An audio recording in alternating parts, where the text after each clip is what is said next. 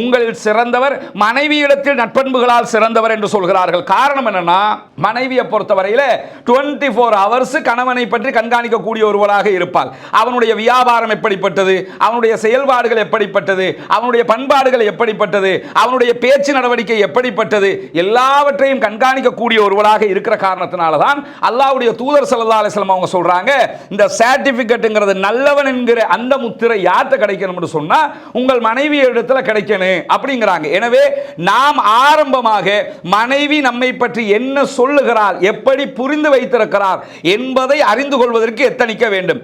உன்னுடைய மனைவிக்கு ஒரு கவலம், ஒரு கைப்பிடி உணவை எடுத்து நீ ஊட்டி விடுறதும் தர்மம் அப்படிங்கிறாங்க. மனைவிக்கு ஊட்டி விடுறது தர்மம் என்று சொன்ன ஒரு வழிகாட்டல் செயல்பாட்டை உலகத்தில் எங்கேயாவது பார்க்க முடியுமா? ஒரு பிரச்சனை வந்துருச்சு, அது அப்படியே அந்த இடத்துல கப்சுப்புன்னு இருந்துடணும், பேசாம இருந்துடணும். இருந்துட்டு வீட்டுக்கு வந்து என்ன பண்ணணும்னு கேட்டா, நீ நடந்தது சரியாது, நீ அப்படி நடந்தது பிழைதானே, நீ இப்படி செஞ்சிருக்க கூடாதுல்ல, அந்த கண்டனம் எங்க செய்யணும்னு கேட்டா வீட்டில் வச்சு தான் பண்ணணும். யாராவது இப்படி பார்த்து பார்த்து அறிவுரை பண்ணுவாங்களா? பார்த்து பார்த்து ஒரு சமூகத்தை வழி நடத்துவாங்களா?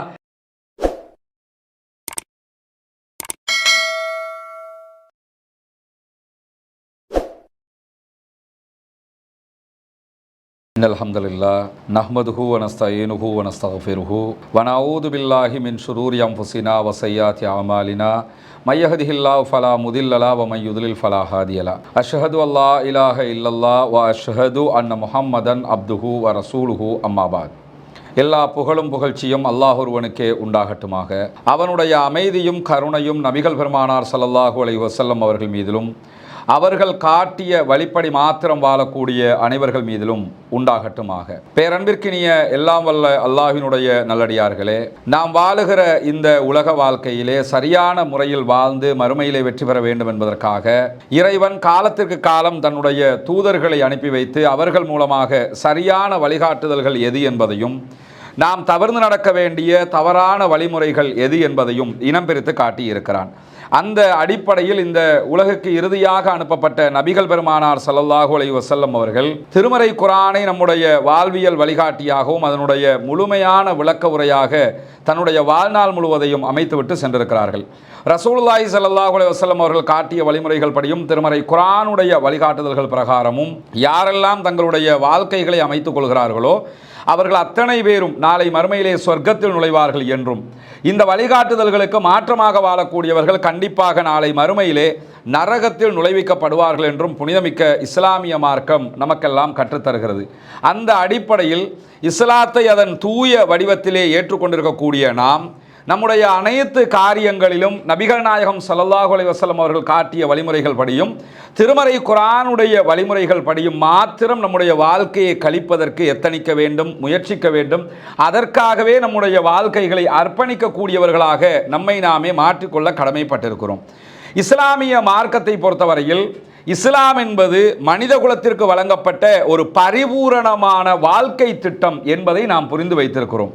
இஸ்லாத்தை பொறுத்தவரையில் இஸ்லாம் ஒரு மத சித்தாந்தமா அல்லது மார்க்கம் வழிகாட்டியா என்று பல பேரும் கேட்கிற போது அதற்குரிய பதிலாக நாம் கொடுக்க வேண்டிய பதிலே என்னன்னு சொன்னா, இஸ்லாம் என்பது ஒரு மதம், ஒரு குறிப்பிட்ட ஒரு கருத்தை சொல்லக்கூடிய ஒரு சித்தாந்தம் அல்ல. இஸ்லாம் என்பதே ஒரு மார்க்கம், ஒரு வழிகாட்டியாக இருக்கிறது.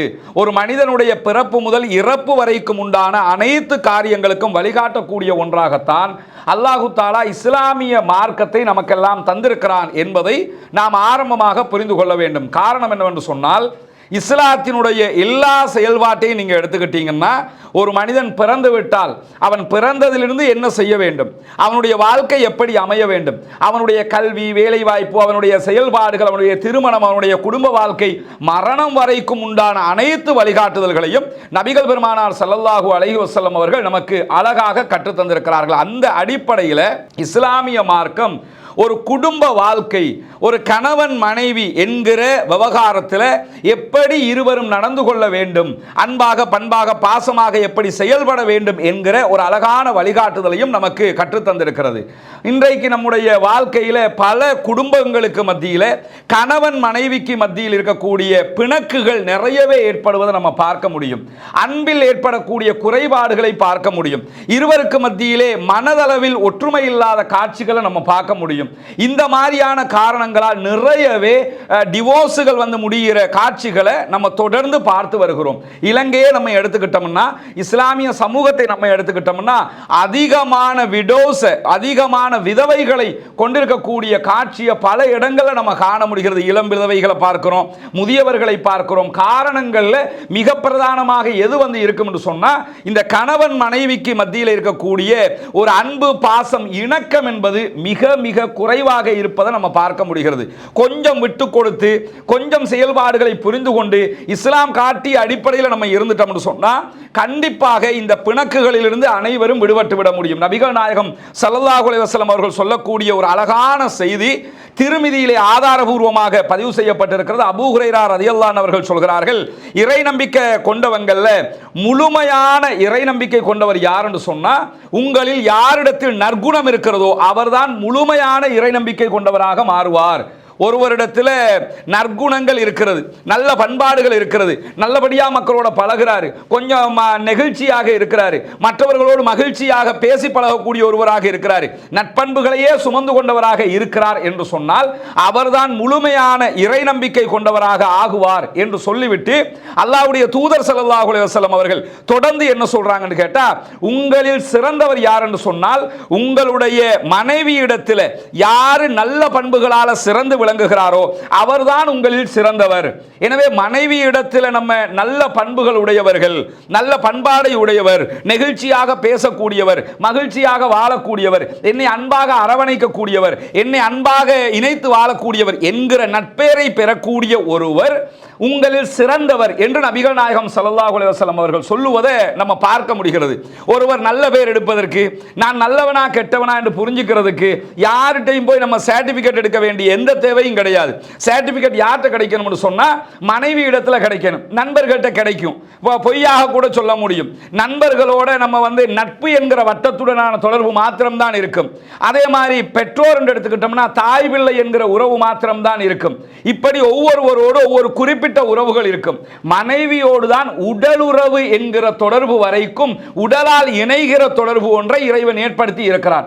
எனவேதான் நபிகள் நாயகம் ஸல்லல்லாஹு அலைஹி வஸல்லம் அவர்கள் உங்களில் சிறந்தவர் மனைவியிடத்தில் நட்பண்புகளால் சிறந்தவர் என்று சொல்கிறார்கள். காரணம் என்னன்னா, மனைவியை பொறுத்தவரையில 24 ஹவர்ஸ் கணவனை பற்றி கண்காணிக்கக்கூடிய ஒருவராக இருப்பாள். அவனுடைய வியாபாரம் எப்படிப்பட்டது, அவனுடைய செயல்பாடுகள் எப்படிப்பட்டது, அவனுடைய பண்பாடுகள் எப்படிப்பட்டது, அவனுடைய பேச்சு நடவடிக்கை எப்படிப்பட்டது, எல்லாவற்றையும் கண்காணிக்கக்கூடிய ஒருவராக இருக்கிற காரணத்தினால தான் அல்லாஹ்வுடைய தூதர் ஸல்லல்லாஹு அலைஹி வஸல்லம் அவங்க சொல்றாங்க, இந்த சர்டிபிகேட்ங்கிறது நல்லவன் என்கிற அந்த முத்திரை யார்கிட்ட கிடைக்கணும்னு சொன்னா உங்கள் மனைவி இடத்துல கிடைக்கணும் அப்படிங்கிறாங்க. எனவே நாம் ஆரம்பமாக மனைவி நம்மை பற்றி என்ன சொல்லுகிறார், எப்படி புரிந்து வைத்திருக்கிறார் என்பதை அறிந்து கொள்வதற்கு எத்தனிக்க வேண்டும். அதே மாதிரி நபிகள் நாயகம் ஸல்லல்லாஹு அலைஹி வஸல்லம் அவங்க பல சந்தர்ப்பங்களில் மனைவியரை பற்றி சொல்லுகிற நேரத்தில் மிக அழகான ஒரு செய்தியை சொல்கிறார்கள். இன்னைக்கு நம்ம பார்க்கலாம், பல இடங்களில் கணவன் மனைவிக்கு மத்தியில் சண்டை வருகிற நேரத்தில் கடுமையாக மனைவியை அடித்து துன்புறுத்தக்கூடியவர்களை பார்க்க முடியும். வெளியே சொன்னா தொலைச்சு புடுவோம் பார்த்துக்கன்னு சொல்லி உள்ளுக்குள்ள வச்சே அடிமைகளை போன்று வழிநடத்தக்கூடியவங்களை பார்க்க முடியும். ஒரு பிரச்சனை வந்து முடியாம அது வெடிக்கிற நேரத்தில் போலீஸ் கேஸ் வருகிற போது என்னுடைய கணவர் எப்படி தெரியுமா, என்னை எப்படி துன்புறுத்தினார் தெரியுமா, என்னை எப்படி எல்லாம் அடிச்சார் தெரியுமா, என்னை எப்படி எல்லாம் வதை பண்ணினார் தெரியுமா, சித்திரவதை பண்ணினார் தெரியுமா என்று சொல்லி வந்து குற்றம் சுமத்தக்கூடியவங்களை பார்க்க முடியும். அந்த அடிப்படையில் நீங்க பார்த்தீங்கன்னு சொன்னா அல்லாஹ்வுடைய தூதர் ஸல்லல்லாஹு அலைஹி வஸல்லம் அவர்கள் மனைவியரை கண்டிக்கிற அளவுகோலையும் நமக்கு அழகாக கற்றுத்தருகிறார்கள். முதல்ல அவங்க கற்றுத்தரக்கூடிய ஒரு அடிப்படை என்னன்னு சொன்னா, உங்க மனைவியோடு உங்களுக்கு ஒரு சண்டை சச்சரவு பிரச்சனை ஏற்படுகிறதா, அவளை பெட்ல இருந்து தூரமாக்கி வைங்க, படுக்கையை விட்டு ஒதுக்கி வையுங்கள். முதல்ல படுக்கையை விட்டு ஒதுக்கி வைக்கிறோம், அவனோட நான் சேர்ந்து தூங்க மாட்டேன் பார்த்துக்க, இந்த மாதிரி ஒதுக்கி வைக்கும் போதே நம்ம கணவர் நம்மளை விட்டு தூரமாகிறாரு, நம்ம கொஞ்சம் நெருங்கிடணும் என்கிற எண்ணப்பாடு ஏற்படுவதற்கான அடிப்படையை ரசூலுல்லாஹ் சொல்கிறார்கள். அதையும் தாண்டி அவள் அப்பொழுதும் கட்டுப்படவில்லை, கண்ட்ரோல் ஆகல, இன்னும் பிழைக்கு மேல் பிழை செய்து கொண்டிருக்கிறாள் என்று புரிகிறீர்கள் என்று சொன்னால் லேசாக அடியுங்கள், கண்டிக்கணும். கண்டிக்கிறது தான் அவளுக்கு புரியணுமே தவிர அதுவே ஒரு தாங்க முடியாத ஒரு சுதந்திரக்கேடாக மாறிவிடக் கூடாது. நம்மளை கண்டிக்கிறாரு என்கிறதை புரிவதற்காக அவர்களுக்கு லேசாக தண்டியுங்க அப்படின்னு சொல்லி நபிகள் நாயகம் ஸல்லல்லாஹு அலைஹி வஸல்லம் அவர்கள் சொல்லக்கூடிய காட்சியை நம்ம பார்க்கிறோம். ஆனால் இன்னைக்கு அதுதான் நடக்குதான்னா, கண்டிப்பாக அது இல்லை. சண்டை என்று வந்துட்டாலே மனைவியை போட்டு கடுமையாக சித்திரவதை செய்யக்கூடிய காட்சிகள் இருக்கிறத நம்ம கண்ணுக்கு முன்னாடி பார்க்கிறோம். இந்த மாதிரியான ஒரு நேரத்தில் நபிகள் நாயகம் ஸல்லல்லாஹு அலைஹி வஸல்லம் அவர்கள் காட்டி தந்த இந்த வழிமுறை என்பது மிக முக்கியமான ஒரு வழிமுறையாக இருப்பதை நம்ம பார்க்க முடியும். தண்டிக்கிற நேரத்தில் கூட அல்லாஹ்வுடைய தூதர் ஸல்லல்லாஹு அலைஹி வஸல்லம் அவங்க என்ன சொல்றாங்கன்னு கேட்டா, உங்களுடைய மனைவியர் அவங்களை நீங்க எப்படி அணுகணும். ஒரு நபித்தோழர் நபிகள் நாயகம் ஸல்லல்லாஹு அலைஹி வஸல்லம் கிட்ட வராங்க. ஹைதா என்கிற நபித்தோழர் வர்றாரு. வந்து அல்லாஹ்வுடைய தூதர் ஸல்லல்லாஹு அலைஹி வஸல்லம் கிட்ட கேட்கறாங்க, எங்கள் மனைவிமாரோடு நாங்கள் நடந்து கொள்ள வேண்டிய முறை என்ன, தவிர்த்து கொள்ள வேண்டிய செயல்பாடுகள் என்ன அப்படின்னு சொல்லி கேட்கிறாங்க. நாங்க எப்படி நடக்கணும், எதை எதை செய்யக்கூடாது, அதை கொஞ்சம் சொல்லித்தாங்க யா ரசூலல்லாஹ் அப்படின்னு சொல்லி அவர் வந்து கேட்கிறாரு. கேட்கும்போது அல்லாஹ்வுடைய தூதர் ஸல்லல்லாஹு அலைஹி வஸல்லம் அவங்க அதற்கு அழகான சில வழிமுறைகளை கற்றுக் கொடுக்கிறார்கள். அதிலே முதலாவதாக ரசூலுல்லாஹி ஸல்லல்லாஹு அலைஹி வஸல்லம் என்ன சொல்றாங்கன்னு கேட்டா, உங்களுடைய மனைவியர் உங்களுக்கு விளைநிலங்களாக இருக்கிறார்கள். உங்களுடைய விளைநிலங்களுக்கு நீங்கள் விரும்பியவாறு சென்று கொள்ள முடியும். உங்களுடைய மனைவியை வந்து நீங்க உடலியல் ரீதியாக அணுகுவது, நீங்களும் அவளும் குடும்ப வாழ்க்கையில் ஈடுபடுவது என்பது அதற்கு உங்களுக்கு தாராள அனுமதி இருக்கிறது. அவள் உங்கள் மனைவி, நீங்க வந்து அவளுக்கு கணவனாக இருக்கிறீர்கள். நீங்கள் அவரை அனுபவிப்பது, அவள் உங்களை அனுபவிப்பது என்பது உடலியல் ரீதியாக தாராள அனுமதி இருக்கிறது. அதை நீங்கள் தாராளமாக செய்து கொள்ள முடியும் என்கிற அனுமதியை ரசூலுல்லாஹி ஸல்லல்லாஹு அலைஹி வஸல்லம் அவர்கள் கொடுக்கிறார்கள். கொடுத்ததற்கு பிறகு அடுத்து என்ன சொல்றாங்கன்னு கேட்டா, அவளை கண்டிக்கும் போது கன்னத்தில் அடிக்காதீர்கள். கண்டிக்கிறீங்கன்னு சொன்னா கன்னத்தில் அடிக்காதீங்க. ஏன்னா அந்த மெல்லிய நரம்புகள் எல்லாம் இருக்கக்கூடிய ஒரு பகுதியாக கன்னம் இருக்கும். ஒரு மனிதனுடைய அழகான ஒரு பகுதி, தண்டிச்சா கூட அது வெளியில தெரியக்கூடாது என்கிற ஒரு அடிப்படையும் அதிலே இருக்கிறது. அதனால ஏன்னா லேசா தண்டனை வந்துட்டால கன்னத்தில் அறை வேண்டும் தானே சொல்லுவோம். லேசா ஒருத்தருக்கு அடிக்கிறதுக்கு முதல் வழி என்ன, கன்னத்தில் அறைவது. அதனால ரசூலுல்லாஹி ஸல்லல்லாஹு அலைஹி வஸல்லம் என்ன சொல்றாங்கன்னா, கண்டிச்சீங்கன்னா கூட கன்னத்தில் அடிக்காதீங்க, அது வல்லாத சின்ன தண்டனையாக அது அமையப்பெற வேண்டும், இப்படித்தான் நீங்க நடந்து கொள்ளணும் அப்படின்னு சொல்லி ரசூலுல்லாஹி ஸல்லல்லாஹு அலைஹி வஸல்லம் அவங்க இந்த அறிவுரையும் சொல்லிட்டு மூணாவதாக என்ன சொல்றாங்கன்னு சொன்னா, நீங்க சாப்பிடும்போது அவளுக்கும் சாப்பிட கொடுங்க. நீங்க சாப்பிடுறீங்களா, சாப்பிடும்போது எங்க வந்து சாப்பிடுமா அப்படின்னு சொல்லி அவளையும் அழைச்சி நீங்க என்ன செய்யுங்கன்னு கேட்டா சாப்பிட கொடுங்க. இன்னொரு சந்தர்ப்பத்தில் அல்லாஹ்வுடைய தூதர் ஸல்லல்லாஹு அலைஹி வஸல்லம் சொல்றாங்க, உன்னுடைய மனைவிக்கு ஒரு கவலம் ஒரு கைப்பிடி உணவை எடுத்து நீ ஊட்டி விடுறதும் தர்மம் அப்படிங்கிறாங்க.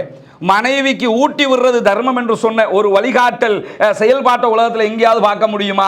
மனைவியோடு அன்பாக பண்பாக பாசமாக பழகுவதை பற்றி இஸ்லாம் சொல்லுகிற நேரத்தில் இணக்கம் உங்களுக்கு எப்ப அதிகரிக்கும் தெரியுமா?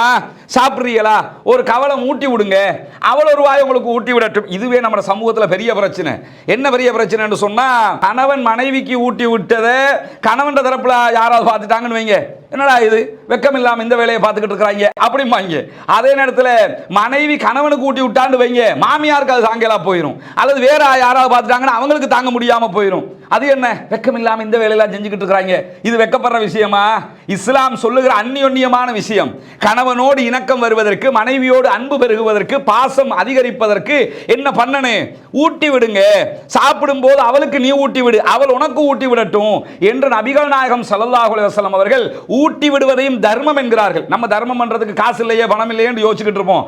அந்த காசு பணத்தால் தர்மம் செய்வது, அதில் வரக்கூடிய நன்மைகள்ங்கிறது ஒன்று இருக்குது. அதே மாதிரியான ஒரு நன்மை என்ன, மனைவிக்கு ஊட்டி விடுங்கள் அப்படிங்கிறாங்க. மனைவிக்கு செய்ய வேண்டிய கடமையை பற்றி சொல்லும் போது அதையும் ரசூலுல்லாஹி ஸல்லல்லாஹு அலைஹி வஸல்லம் அவர்கள் சொல்லுகிறார்கள்.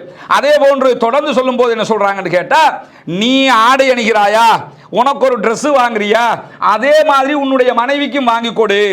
நமக்கு மட்டும் இல்லை, நம்ம ஒரு புதிய ட்ரெஸ்ஸை வாங்கிட்டோம், வாங்குற இடத்துல கடையில் பார்க்குறோம் சல்வார் ஒன்று இருக்குது, வைஃபுக்கு வாங்கிட்டு போயிடுவோம், நமக்கு வாங்குறோம்ல, அவருக்கும் அதே மாதிரி வாங்கி கொடுங்க. நீ மட்டும் நல்ல வெளியில் வரும்போது டிப்டாப்பாக கொடுத்துக்கிட்டு அழகாக வர்ற, ஆனால் அவளை பரதேசி மாதிரி இருக்க வர்ற, அது சரிப்பட்டு வருமா? நிறைய அதுவும் ஒரு சைக்காலஜிக்கல் ப்ராப்ளம் இருக்குது. மனைவி மாறும் அதை புரிஞ்சுக்கிறணும். வீட்டுக்கு கணவன் வரும்போதே எப்படி இருப்பாங்கன்னா, அந்த காலையில் தூங்கும் போது என்ன ட்ரெஸ்ஸை கொடுத்தாங்களோ அதே ட்ரெஸ்ஸில் அதே அந்த அந்த மாதிரி ஒரு கிளிசலான ஒரு நிலைமையில இப்படி இருந்தால் ஒரு கணவனுக்கு பிடிக்குமா? கணவன் வெளியில இருந்து வீட்டுக்குள்ள வர்றான்னா மனைவியை பார்க்கும் போதே ஒரு பாசம் ஏற்பட வேண்டும், ஒரு ஈர்ப்பு ஏற்பட வேண்டும், ஒரு ஆசை ஏற்பட வேண்டும். அந்த அளவுக்கு அவருடைய ஆடை அணிகளை நம்ம நிறைய பேரை பார்த்தீங்கன்னா வெளியே போக்குல ஜெகஜோதியா உடுத்து அலங்கரிச்சு இருக்கிற அந்த நகை நட்டையெல்லாம் போட்டுக்கிட்டு அந்த மாதிரி போவாங்க. இது வெளியில காட்டுறதுக்குள்ளது அல்லது, உள்ள காட்டுறதுக்குள்ளது என்ன பண்ணனே? கணவன் வீட்டுக்கு வருவார், இப்ப வர்றாருன்னா அழகான ஆடைகளை அணிய வேண்டும், அவனுக்கு காட்டுவதற்காக, அவனை ஈர்ப்பதற்காக. கணவன் தான் நமக்குரியவன், வேறு யாரும் நமக்குரியவன் அல்ல என்கிற காரணத்தினால கணவனை எப்படி எல்லாம் ஈர்க்க முடியும்? நல்ல குளிச்சு பக்குவமா அந்த மாதிரி மார்க்கம் அனுமதிச்ச அடிப்படையில் அப்படி எல்லாம் இருக்கும்போது தான் கணவனுக்கும் அவள் மேல ஒரு ஈர்ப்பு ஏற்படும். அப்ப நீ ஒரு ஆடை வாங்குறியா, அவளுக்கும் வாங்கி கொடு என்று இஸ்லாம் ஏன் சொல்லுதுன்னு கேட்டா, இந்த மாதிரியான வழிமுறைகளை கடைபிடிப்பதற்காக சொல்லுகிறது. அதை சொல்லுகிற அல்லாஹ்வுடைய தூதர் ஸல்லல்லாஹு அலைஹி வஸல்லம் அவங்க கடைசியாக இன்னொரு விஷயத்தை என்ன சொல்றாங்கன்னு கேட்டா, வீட்டில் இருக்கிற நேரத்தில் வீட்டில் வச்சே தவிர பப்ளிக்ல அவளை கண்டிச்சிடாத. ஒரு பிரச்சனை வருதா, 4 பேருக்கு முன்னுக்கு போட்டு திட்டிராத, 4 பேருக்கு முன்னுக்கு போட்டு அடிச்சிடாத, அவமானப்படுத்திடாத அப்படிங்கிறாங்க. ஒரு பிரச்சனை வந்துருச்சு, அது அப்படியே அந்த இடத்துல கப்சுப்புன்னு இருந்துடணும், பேசாம இருந்துடணும். இருந்துட்டு வீட்டுக்கு வந்து என்ன பண்ணணும்னு கேட்டா, நீ நடந்தது சரியாது, நீ அப்படி நடந்தது பிழைதானே, நீ இப்படி செஞ்சிருக்க கூடாதுல்ல. அந்த கண்டனம் எங்க செய்யணும்னு கேட்டா வீட்டில் வச்சு தான் பண்ணணும். யாராவது இப்படி பார்த்து பார்த்து அறிவுரை பண்ணுவாங்களா? பார்த்து பார்த்து ஒரு சமூகத்தை வழி நடத்துவாங்களா? அல்லாஹ்வுடைய தூதர் ஸல்லல்லாஹு அலைஹி வஸல்லம் எப்படி வழி நடத்திருக்கிறாங்கிறது தெரியுதா இல்லையா? 4 பேருக்கு முன்னுக்கு கண்டிச்சிடக்கூடாது. இதுக்கு ஒரு அழகான சம்பவமும் இருக்கிறது. அல்லாஹ்வுடைய தூதர் ஸல்லல்லாஹு அலைஹி வஸல்லம் அவருடைய ஒரு மனைவியிட வீட்டில் ரசூலுல்லாஹ் இருக்கும்போது இன்னொரு மனைவி என்ன பண்றாங்கன்னா, ஒரு சாப்பாடு கொடுத்துட்றாங்க. ஒரு சாப்பாடு தட்டில் பிளேட்ல சாப்பாடு கொடுத்துட்றாங்க. கொடுத்து விட்டா அல்லாஹ்வுடைய தூதர் ஸல்லல்லாஹு அலைஹி வஸல்லம் அவருடைய மற்ற மனைவிக்கு இது கோபம் ஆயிடுச்சு. நம்ம வீட்டில் இருக்கும்போது அவன் என்ன சாப்பாடு கொடுத்து விடுறது அப்படின்னு சொல்லி என்ன பண்ணுறாங்கன்னா, அந்த சாப்பாடு தட்டை எடுத்து கீழே போட்டு அடித்து உடைச்சிடுறாங்க. உடைச்சு முடி அல்லாஹ்வுடைய தூதர் ஸல்லல்லாஹு அலைஹி வஸல்லம் அவங்க என்ன செய்கிறாங்கன்னா, அந்த சாப்பாட்டை எல்லாம் புறக்கி எடுத்து இன்னொரு தட்டை கொண்டு வா வீட்டுக்குள்ளே என்று சொல்லி அவட வீட்டில் இருந்தே ஒரு தட்டை ஒரு பிளேட்டை கொண்டு வந்து யார் கொடுத்து விட்டாங்களோ அவங்களுக்கு அந்த பிளேட்டை கொடுத்து இதை கொண்டு அங்கே கொடுத்துரு அப்படின்னு சொல்லிட்டு இங்கே உடஞ்சதை எல்லாம் புறக்கி என்ன செய்கிறாங்கன்னு கேட்டால் ஓரமாக்கி சுத்தம் பண்ணுறாங்க ரசூலுல்லாஹி ஸல்லல்லாஹு அலைஹி வஸல்லம் அவங்க. இந்த சம்பவத்தை செய்யும் போது அந்த பிளேட்டை எடுத்துக்கிட்டு வந்தாரா இல்லையா, அவருக்கு முன்னாடி அல்லாஹ்வுடைய தூதர் ஸல்லல்லாஹு அலைஹி வஸல்லம் என்ன சொல்றாங்கன்னு கேட்டா, உன்னுடைய தாய் ரொம்ப கோபப்பட்டுட்டாரு. மூமின்களுடைய தாயார் தானே, நபிகள்நாயகத்துடைய மனைவியர் அத்தனை பேருமே மூமின்களுக்கு தாய்மார்கள். எனவே தான் ரசூலுல்லாஹ் சொல்றாங்க, உங்க தாய் வந்து ரொம்ப கோபப்பட்டாங்க, உங்க உம்மாக்கு கோபம் வந்துருச்சு அப்படின்னு சொல்லி அனுப்பி வைக்கிறாங்க. நம்மளா இருந்தா எப்படி நடப்போம்? யார் வந்திருக்கான்னு தெரியல, அவனுக்கு முன்னாடி இவ்வளவு அசிங்கமா நடந்துட்ட அப்படின்னு சொல்லி 2 செவிட்டில் கொடுப்போமா இல்லையா? பெரிய சண்டை கலவரமா மாறிடுமா இல்லையா? அவனுக்கு முன்னுக்கு என்ன அவமானப்படுத்தி என்ன கௌரவம் என்னத்துக்கு ஆகிறது இப்படின்னு யோசிப்போம். அல்லாஹ்வுடைய தூதர் என்ன பார்க்குறாங்கன்னு கேட்டால், வந்திருக்கிறது 3வது ஆள், அவருக்கு முன்னுக்கு மனைவியை கண்டிச்சிடக்கூடாது, அவருக்கு முன்னுக்கு இவ செஞ்சது பிழையாக இருக்கிறது, ஆனால் அவருக்கு முன்னாடி அந்த மாதிரி ஒரு காரியம் பண்ணி அவளை அசிங்கப்படுத்திடக்கூடாது, அவமானப்படுத்திடக்கூடாதுங்கிறதுக்காக அல்லாஹ்வுடைய தூதர் ஸல்லல்லாஹு அலைஹி வஸல்லம் அவர்கள் அந்த இடத்துல பொறுமையாக இருந்து இப்படி நடந்துருச்சு அப்படின்னு சொல்லிவிட்டு என்ன பண்றாங்கன்னு சொன்னா அவரை அனுப்பி வைக்கிறார்கள். கொடுக்க வேண்டிய ஒரு பிளேட்டை கொடுத்து அவரை அனுப்பி வச்சிடுறாங்க. இந்த சம்பவம் நமக்கு காட்டுகிற ஒரு முன்னுதாரணம் என்ன? மனைவியை பப்ளிக்ல கண்டிச்சிடாதீங்க. ஒரு பயணம் போறோம், டூர் போறோம், ஒரு பிரச்சனை, எல்லாருக்கும் முன்னுக்கு நீ இப்படித்தான், உன்னோட ஒரு பயணம் வர முடியாது, நாசமா போனவன் நீ, உன்னோட இப்ப வாழ முடியலை என்று 4 பேருக்கு முன்னுக்கு சொன்னோம்னா அவனுக்கு நம்ம பிரச்சனை தெரிய வருமா இல்லையா? அவளுக்கு ஒரு கௌரவம் இருக்குதா இல்லையா? நமக்கு ஒரு கௌரவம் இருக்குதா இல்லையா? இந்த மாதிரி வழிமுறைகளையும் அல்லாஹ்வுடைய தூதர் ஸல்லல்லாஹு அலைஹி வஸல்லம் அவங்க மிக தெளிவாக என்ன பண்றாங்கன்னு சொன்னா கற்றுக் கொடுக்கிறார்கள். இந்த சம்பவம் அகமதிலே பதிவு செய்யப்பட்ட ஒரு சம்பவமாக இருக்கிறது. அப்ப இந்த வழிமுறைகள் நமக்கு கற்றுத்தரக்கூடிய மிக முக்கியமான செய்தி என்னன்னு சொன்னா, மனைவியோடு அந்நியோன்யமாக இருக்க வேண்டும். அதே மாதிரி ஒரு சம்பவம் அல்லாஹ்வுடைய தூதர் ஸல்லல்லாஹு அலைஹி வஸல்லம் அவங்களுடைய காலத்தில் ரசூலுல்லாஹி ஸல்லல்லாஹு அலைஹி வஸல்லம் ஒரு பயணம் போறாங்க. அந்த பயணத்தில் என்ன ஆகுதுன்னு கேட்டா, கொஞ்சம் முன்னாடி வேகமாவான்னு ஆயிஷா ரலியல்லாஹு அன்ஹாவையும் கூப்பிடுறாங்க. அவங்களும் ஒரு ஒட்டகத்தில் வர்றாங்க. வரும்போது ரசூலுல்லாஹ் சொல்றாங்க, இப்படியே வந்துகிட்டு இருந்தா நான் முந்திக்கிட்டு போயிருவேமா அப்படிங்கிறாங்க. அவங்க ஒரு ஒட்டகம், இவங்க ஒரு ஒட்டகம், எல்லாரும் போய்கிட்டு இருக்கிறாங்க. ஆயிஷா ரலியல்லாஹு அன்ஹா என்ன பண்றாங்கன்னு கேட்டா, வேகமா ஓடி ரசூலுல்லாஹி ஸல்லல்லாஹு அலைஹி வஸல்லம் அவர்களை முந்தி விட்டார்கள். அதே மாதிரி இன்னொரு சந்தர்ப்பத்தில் ரசூலுல்லாஹி ஸல்லல்லாஹு அலைஹி வஸல்லம் அவங்க கூப்பிடுறாங்க, சரி இன்னைக்கு ஒரு போட்டி வச்சுக்கலாமா, நீயா நான் பார்த்துக்கலாமாங்கிறாங்க. அப்ப ஆயிஷா வர்றாங்க, ஆயிஷாவை ரசூலுல்லாஹ் முந்தி விடுகிறார்கள். ஆயிஷா தோல்வி அடைந்து விடுகிறார்கள். அன்னைக்கு இது சமனா போயிடுச்சு, அன்னைக்கு நான் தோத்தேன், இன்னைக்கு ஜெயிச்சிட்டேன், சமனாயிடுச்சுங்கிறாங்க. அவ்வளவு ஒரு விளையாட்டுத்தனமாக மனைவியோடு கொஞ்சம் குழாவுகிற ஒரு சம்பவத்தை நம்ம பார்க்கிறோம். அதே மாதிரி அல்லாஹ்வுடைய தூதர் ஸல்லல்லாஹு அலைஹி வஸல்லம் அவங்களுடைய காலத்தில் என்ன ஆகுதுன்னு கேட்டா, அபிசீனியர்கள் எத்தியோப்பியர்கள் என்ன பண்றாங்கன்னா, பள்ளிவாசலுக்கு முன்பதாக இந்த கருப்பு நிறத்து மக்கள் விளையாட்டு போட்டி ஒன்று நடத்திக்கிட்டு இருக்கிறாங்க. மல்யுத்தம் அந்த மாதிரி விளையாட்டுகள் இருக்கிற வீர விளையாட்டுகளை விளையாடி கொண்டு இருக்கும் போது சஹீஹுல் புகாரில் இடம்பெறக்கூடிய ஒரு சம்பவம். ஆயிஷா ரலியல்லாஹு அன்ஹா என்ன சொல்றாங்கன்னு சொன்னா, பார்க்கறதுக்கு ஆசைப்படுறாங்க. அவங்க எல்லாம் விளையாட்டு விளையாடுறாங்க, நானும் பார்த்தா நல்லமே, எல்லாரும் பார்த்துக்கிட்டு இருக்கிறாங்களே அப்படின்னு சொல்லும்போது நபிகள் நாயகம் ஸல்லல்லாஹு அலைஹி வஸல்லம் அவங்க என்ன செய்றாங்கன்னு கேட்டா, உடனே ஆயிஷா ரலியல்லாஹு அன்ஹா கூப்பிட்டு தன்னுடைய முதுகுக்கு பின்னாடி இப்படி கையை இருக்க பிடிச்சி அதுல ஏறி நின்று பாருங்க அப்படிங்கிறாங்க. அப்படி ஆட்கள் எல்லாம் பார்த்துக்கிட்டு இருக்கிறாங்க. ஏறி நின்று பாருங்க, என்னுடைய கண்ணமும் நபிகள் நாயகத்துடைய கண்ணமும் ஒட்டி கொண்டு இருக்கிற வகையில் நான் அந்த வீர விளையாட்டுகளை பார்த்தேன். எனக்கு சலிப்பு ஏற்படுகிற வரைக்கும், எனக்கு சலிப்பு வந்துருச்சு போதும்னு விளங்குற வரைக்கும் ரசூலுல்லாஹ் வச்சுக்கிட்டு இருந்தாங்க. போதுமா போமா அப்படின்னு சொல்லி அமுச்சு விட்டாங்க. இந்த மாதிரி ஒரு சம்பவம் இப்ப நடந்தா எப்படி இருக்கும்? எல்லாரும் வீர விளையாட்டு ஏதோ ஒரு விளையாட்டு விளையாடிக்கிட்டு இருக்கிறாங்க. இந்த மாதிரி விளையாடும் போது மனைவியை கூப்பிட்டு கொண்டு பார்க்க வைக்கிறாங்க. அப்படி பார்க்க வச்சா என்ன மாதிரி ஒரு பார்வையை அது உண்டாக்கும், என்ன மாதிரி ஒரு காட்சியை உண்டாக்கும். என்னடா இது மௌலவி செய்கிற வேலையா? இது மௌலவி கொண்டு போய் தன்னுடைய மனைவியை இப்படி பார்க்க வைக்கிறாருன்னு வச்சுக்கிறோம். விளையாட்டு போட்டி நடக்குது, மௌலவியை பாரு, மௌலவி செய்கிற வேலையா இதெல்லாம்? ஒரு மௌலவி இப்படி வைஃபை கொண்டாந்து இப்படி வைக்கலாமா? இவரே வச்சா நம்ம பொண்ணுங்கள்லாம் என்ன பண்ணும்? இப்படி பேசுவார்களா இல்லையா? அப்படி பேசக்கூடிய ஒரு நிலைமை இருக்குது இன்றைய காலத்தில். ஆனால் அல்லாஹ்வுடைய தூதர் ஸல்லல்லாஹு அலைஹி வஸல்லம் அவர்கள் மிக அழகாக இதை லாவகமாக கையாண்டு இப்படியும் நாம் செயல்பட முடியும் என்கிற ஒரு செய்தியை மக்களுக்கு மத்தியிலே புரிய வைத்திருக்கிறார்கள் என்கிறத பார்க்க முடிகிறது. இறுதியாக நபிகள் நாயகம் ஸல்லல்லாஹு அலைஹி வஸல்லம் அவருடைய காலத்தில் நிறைய இப்படி மனைவியோடு அன்பாக பண்பாக பாசமாக நடந்து கொண்ட சம்பவங்களை நாம் பார்க்க முடியும். அந்த அடிப்படையில் ரசூலுல்லாஹி ஸல்லல்லாஹு அலைஹி வஸல்லம் அவர்கள் மனைவியரோடு மார்க்க விவகாரத்தில் மார்க்கத்தை கற்றுக் கொடுப்பது, மார்க்கத்தை புரிய வைப்பதில் எப்படியெல்லாம் நடந்து கொண்டிருக்கிறார்கள் என்கிற ஒரு சம்பவமும் பதிவு செய்யப்பட்டிருப்பதை நம்ம பார்க்க முடியும். சஹீஹ் முஸ்லிம்ல ஒரு சந்தர்ப்பத்தில் நபிகள் நாயகம் ஸல்லல்லாஹு அலைஹி வஸல்லம் அவங்க என்ன செய்றாங்கன்னு சொல்லி சொன்னா, சஹாபாக்களுக்கு மத்தியில் இருந்து கொண்டிருக்கும் போது அவருடைய மனைவி ஹப்ஸா ரலியல்லாஹு அன்ஹாவும் இருக்கிறாங்க. உடனே அல்லாஹ்வுடைய தூதர் ஸல்லல்லாஹு அலைஹி வஸல்லம் அவங்க சொல்றாங்க, அல்லாஹ் நாடினால் இன்ஷா அல்லாஹ், அல்லாஹ் நாடினான்னு சொல்லி சொன்னா இந்த மரத்துக்கு கீழாக யாரெல்லாம் என்கிட்ட பையத்து எடுத்தாங்களோ, பையத்து ரதுவான பத்தி பேசுறாங்க, பையத்து எடுத்தாங்களோ அவங்க யாருமே நரகம் நுழைய மாட்டாங்க அப்படின்னு சொல்றாங்க. உடனே யார் சொல்லலாங்கிறாங்க ஹப்ஸா ரலியல்லாஹு அன்ஹா, அல்லாஹ்வின் தூதரே என்ன பேசுறீங்க அப்படின்ன மாதிரி சொல்றது அல்லாஹ்வுடைய தூதர். அல்லாஹ்வுடைய தூதர் சொன்னதே இவங்களுக்கு ஷாக் ஆயிடுச்சு. அல்லாஹ் நாடினா நரகத்துக்கே போக மாட்டாங்க, சொர்க்கம் தான் போவாங்கன்னு சொல்றாங்களே அப்படிங்கிறதுக்காக ஷாக் ஆகி கேட்டுட்டு என்ன செய்யறாங்கன்னு கேட்டா, உடனே ஹப்ஸா ரலியல்லாஹு அன்ஹா நபிகள் நாயகம் ஸல்லல்லாஹு அலைஹி வஸல்லம் அவங்கள்ட்ட என்ன சொல்றாங்கன்னு சொல்லி சொன்னா, ரசூலுல்லாஹ் கண்டிக்கிறாங்க. என்ன ஹப்ஸா ஏன் இப்படி பேசுறீங்க அப்படின்னு சொன்னதோட நபிகள் நாயகம் ஸல்லல்லாஹு அலைஹி வஸல்லம் அவங்களுக்கு ஹப்ஸா ரலியல்லாஹு அன்ஹா ஒரு குர்ஆன் வசனத்தை ஓதி காட்டுறாங்க. உங்கள யாருமே நரகத்தை கடக்காம இருக்க முடியாது என்று சொல்லி 19வது அத்தியாயம் 71வது வசனத்தில் அல்லாஹ் தஆலா சொல்லி காட்டுறான். உங்கள யாருமே அந்த நரகத்தை கடக்காமல் இருக்க முடியாது அப்படின்னு சொல்லி அல்லாஹ் சொல்லி காட்டுறானே, நீங்க என்னடான்னு சொன்னா பையத்து எடுத்தவங்க அத்தனை பேரும் சொர்க்கம் போவாங்க, அவங்களுக்கு அப்படி ஒரு பிரச்சனையே ஏற்படாதுன்னு சொல்றீங்களே, இது குர்ஆனுக்கு முரண் இல்லையாங்கிற மாதிரி கேட்கும்போது அல்லாஹ்வுடைய தூதர் ஸல்லல்லாஹு அலைஹி வஸல்லம் அவங்க அல்லாஹ்வுடைய தூதருக்கே பாடம் நடத்தும் போது உடனே அடுத்த வசனத்தை ஓதி காட்டுகிறார்கள். அல்லாஹ்வுடைய தூதர் ஸல்லல்லாஹு அலைஹி வஸல்லம் அவங்க அதே 19வது அத்தியாயத்தில் 72வது வசனத்தில் அல்லாஹ் தஆலா என்ன செய்றான்னு கேட்டா, நம்மை அஞ்சி நடந்தோரை நம்ம காப்பாற்றுவோம் என்று சொல்லி அல்லாஹ் தஆலா சொல்லி, என்ன யாரெல்லாம் பயந்து வாழ்கிறார்களோ அவர்களை நாங்கள் காப்பாற்றுவோம் என்று சொல்லி அல்லாஹ் தஆலா சொல்லுகிறானே என்கிற வசனத்தை அடுத்ததாக நபிகள் நாயகம் ஸல்லல்லாஹு அலைஹி வஸல்லம் அவர்கள் ஓதி காட்டினார்கள் என்கிற செய்தியை சஹீஹ் முஸ்லிம்ல பார்க்க முடிகிறது. இந்த சம்பவம் நமக்கு காட்டுறது என்ன? மனைவியர்னாலும் சும்மா இருக்கல, மார்க்கத்தோடு ஒண்டி இருந்திருக்கிறாங்க. அல்லாஹ்வுடைய தூதருக்கு நீங்க இப்படி சொல்லிட்டீங்க, இப்படி ஒரு குர்ஆன் வசனம் இருக்குதா இல்லையா அப்படின்னு சொல்லி காட்டுறாங்க. சொல்லி காட்டி முடியத்தான் அல்லாஹ்வுடைய தூதர் பதில் சொல்றாங்க, ஏமா அது மட்டுமா இருக்கு, அடுத்து இப்படி ஒன்று இருக்குதா இல்லையா? இதுல ரசூலுல்லாஹி ஸல்லல்லாஹு அலைஹி வஸல்லம் அவர்கள் ஹப்ஸா ரலியல்லாஹு அன்ஹா அவர்களுக்கு குர்ஆனுடைய அடுத்த வசனத்தை பாடம் நடத்தினார்கள் என்கிறது ஒன்று இருக்கிறது. நம்ம புரிய வேண்டிய இன்னொன்று என்ன?